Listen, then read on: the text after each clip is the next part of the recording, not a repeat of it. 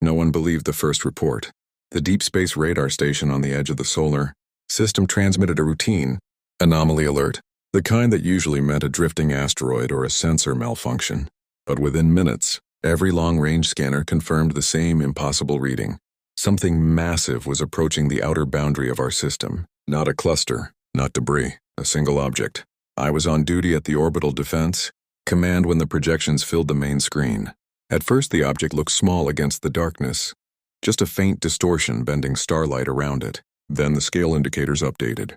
Silence fell across the command center. The vessel was larger than any fleet ever assembled by humanity, larger than all of them combined. It moved without visible propulsion. No heat trail, no ion wake. It simply advanced, steady and controlled, as if space itself carried it forward. Every military unit across Earth and Mars was placed on high alert. Defense platforms powered their weapons. Civilian channels flooded with speculation. As the vessel crossed Neptune's orbit, we began to see its structure more clearly. It was not shaped like a traditional ship. It resembled a floating continent, wrapped in metallic ridges and luminous veins of light. Sections of its surface shifted subtly, like tectonic plates adjusting to unseen forces. Our analysts tried to estimate its purpose: carrier, colony ark, mobile fortress. None of the classifications felt sufficient. Then we detected something even more unsettling. There were no smaller ships accompanying it, no escorts, no fleet formations, just one vessel, and it was enough. The realization spread quickly.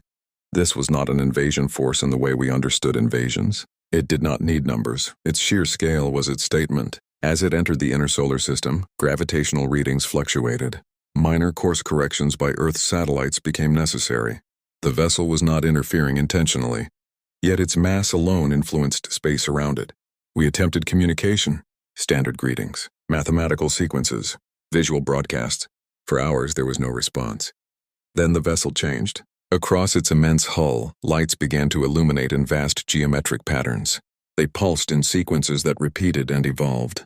Prime numbers, universal constants, the language of science. It was responding. Inside the command center, tension shifted from fear to awe. The vessel was not charging weapons. It was presenting information. A projection formed in orbit between Earth and the approaching ship. A three-dimensional map of our solar system appeared, constructed from light emitted by the vessel itself. It highlighted planets, moons, asteroid belts. Then the map expanded outward to neighboring star systems.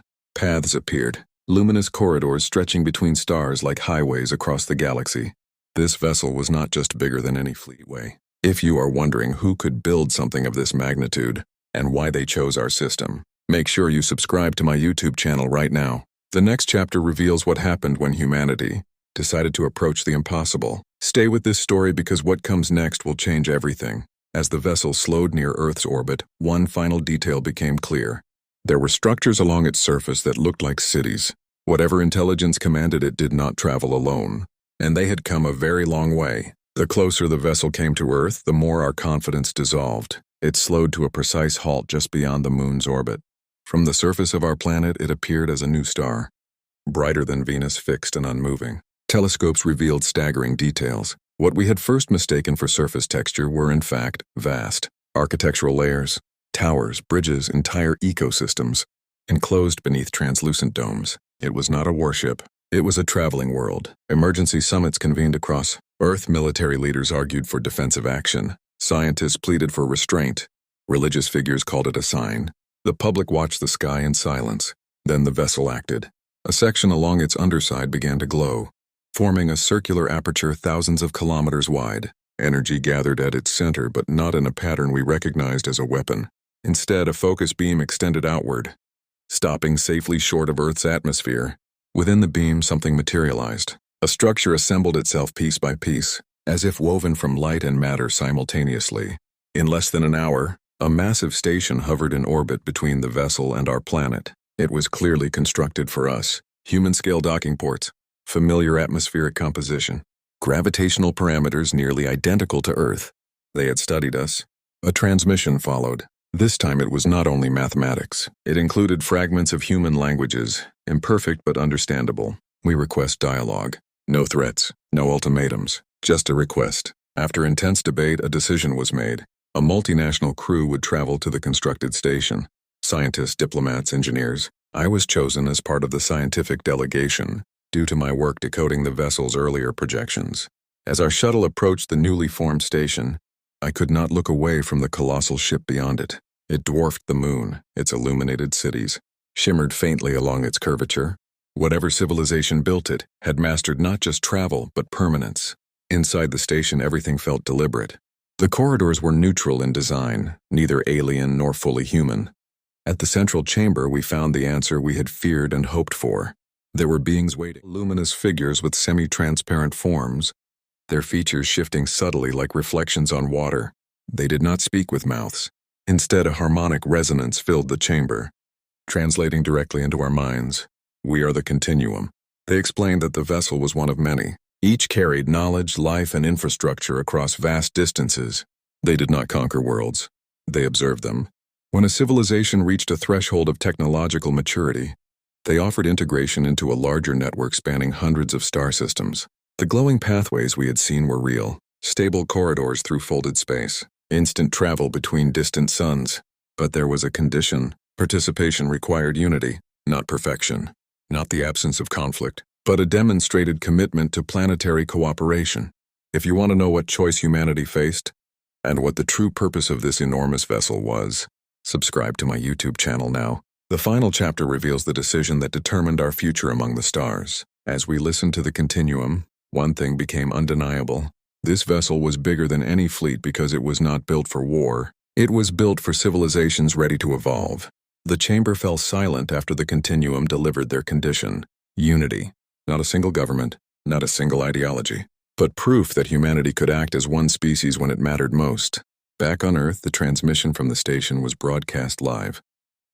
Billions watched as the luminous beings explained what integration meant: access to the stellar corridors, shared knowledge spanning thousands of years, medical advances beyond our imagination, energy systems capable of powering planets without damage, and in return cooperate. That followed were unlike anything in history. Old rivalries resurfaced. Some leaders feared loss of sovereignty, others feared dependence on an alien alliance. Markets fluctuated wildly. Protests filled streets in major cities.